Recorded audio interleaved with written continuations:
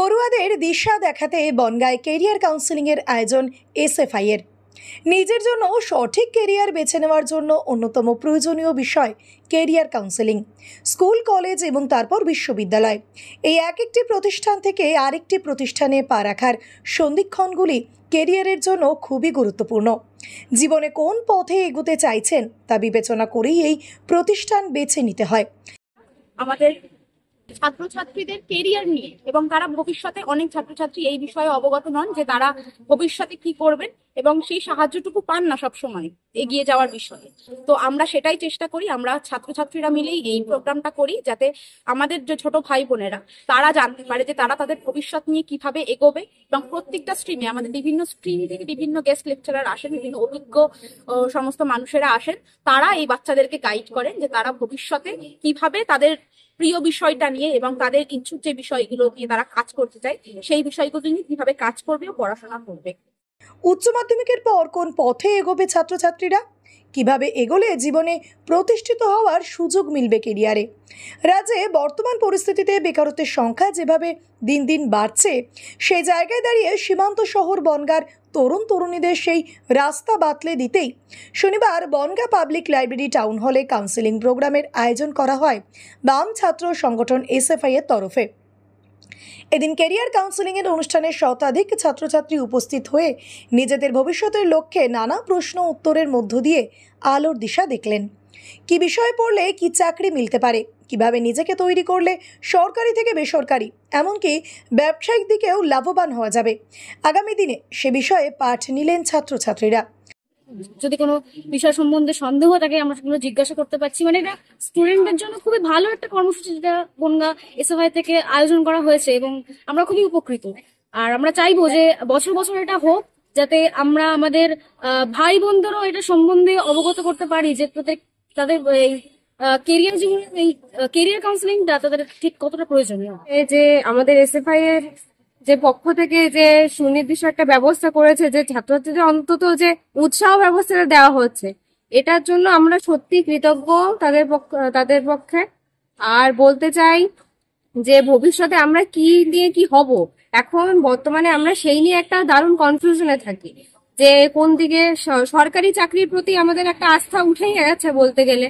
সেক্ষেত্রে নানান রকম যে দিকগুলো রয়েছে আমরা জানি না। এখন শিক্ষক শিক্ষিকাদের এনে যে একটা যৌথ ব্যবস্থা করা হয়েছে, যে আমরা যাতে জানতে পারছি ব্যাপারটা কি, একটা নির্দিষ্ট পথে যাতে আমরা যেতে পারি, সেই জন্য যে ওরা এতটাই উৎসাহিত করছে আমাদের, সেই জন্য আমরা খুবই কৃতজ্ঞতা।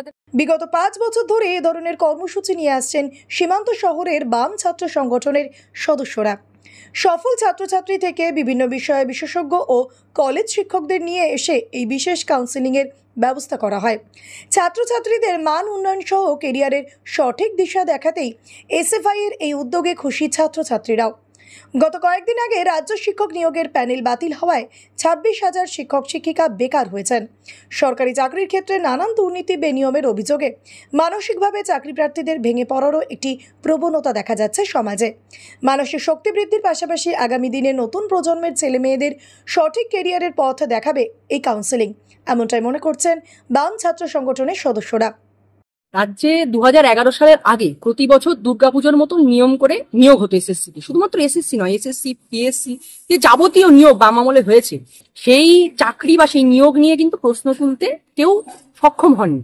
আমরা দেখছি তার পরবর্তীতে দাঁড়িয়ে রাজ্যে পালাবদলের পরে 2016 সালের এই নিয়োগ নিয়ে সাম্প্রতিকতম খুব চাঞ্চল্য ছড়িয়েছে। সেখানে দেখা যাচ্ছে যে হাইকোর্টে একবার ধিক্কৃত হলো রাজ্য সরকার, সেখান থেকে ডিভিশন বেঞ্চ এবং তার পরবর্তীতে দাঁড়িয়ে আজকে সুপ্রিম কোর্ট। দুর্নীতি যে হয়েছে সেটা এক একটা সংখ্যা উঠে আসছে, হয়তো সেটা আইনজীবীরা একরকম কথা বলছেন, এসএসসি একরকম কথা বলছে, কিন্তু আলটিমেটলি যে দুর্নীতি হয়েছে নিয়োগে সেটা ওভারঅল সবাই মেনে নিচ্ছেন। মুখ্যমন্ত্রী যতই দাঁড়িয়ে ডিফেন্ড করুক নিজের সরকারকে, আলটিমেটলি যে গোটা সিস্টেমটা কোল্যাপস করেছে সেটা মানে মোরাললেস প্রমাণিত।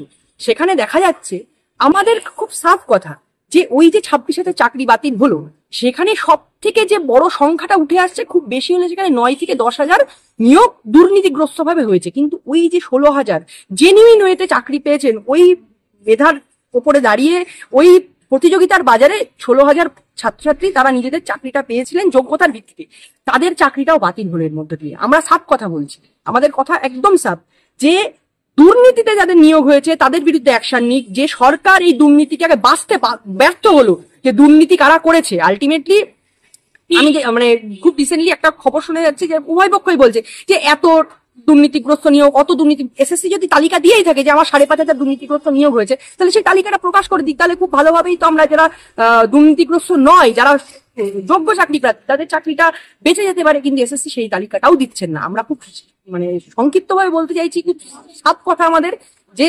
দুর্নীতিগ্রস্ত অযোগ্য চাকরি প্রার্থীকে চিহ্নিত করে যোগ্য চাকরি প্রার্থীর সাথে চাকরি ফিরিয়ে দিতে হবে। এবং যে সরকার এই চাকরি প্রার্থীদের এই যোগ্য অযোগ্য বাঁচতে আজকে ব্যর্থ, ঠক বাঁচতে গা উজাড় হয়ে যাচ্ছে, সেই সরকারকে আমরা রিজেক্ট করার কথা সাধারণ মানুষকে বলছি। সাধারণ মানুষের কাছে আহ্বান জানাচ্ছি, ভবিষ্যতে আপনারা যেখানে প্রমাণ দিতে পারবেন আপনাদের ব্যালট বাক্সে, সেই প্রমাণ আপনারা রেখে যাবেন। এসএফআই ছাত্র সংগঠন হিসাবে ছাত্রছাত্রীদের পাশে দাঁড়ানোর যে কাজ, সেটা তারা বরাবরই করে আসছে। তারই একটা বহিঃপ্রকাশ হচ্ছে কেরিয়ার কাউন্সিলিং। আমরা মনে করছি এই সময় দাঁড়িয়ে সারা রাজ্যব্যাপী যে কেরিয়ারের সংকট, বিশেষত তো এই সময় দাঁড়িয়ে শুধুমাত্র শিক্ষক নিয়োগ নয়, রাজ্যের চারপাশে তাকালে লক্ষ্য করা যাবে রাজ্য একটা বৃদ্ধাশ্রমে পরিণত হয়ে গেছে। রাজ্যের তরুণ যুবক যুবতী তারা ভিন রাজ্যে যেতে বাধ্য হচ্ছে বা অন্য দেশে যেতে বাধ্য হচ্ছে, বিভিন্ন ক্ষেত্রে সেটা হতে পারে। আমরা সেই কারণে আমরা মনে করি মোর স্পেসিফিকলি কেরিয়ার বিষয়ে আরো বেশি ধ্যান ধারণা ছাত্রছাত্রীদের এই মুহূর্তে থাকা প্রয়োজন, যার বহিঃপ্রকাশ আমাদের এই কর্মসূচি আছে। বিশেষত এই সময় দাঁড়িয়ে কেরিয়ারে যে সংকট দেখা দিয়েছে, বেকারত্বের পরিমাণ বেড়েছে, তাই কেরিয়ার বিষয়ক ধ্যান ধারণা ছাত্রছাত্রীদের দিতেই এই কাউন্সিলিংয়ের আয়োজন। সীমান্ত শহর বনগাঁ ছাত্রছাত্রীরা এই কাউন্সিলিংয়ের মাধ্যমে ভবিষ্যতে এগিয়ে যাওয়ার জন্য বিশেষ উপকৃত হবেন বলেই মনে করছেন উদ্যোক্তারা। ব্যুরো রিপোর্ট, দেশের সময়।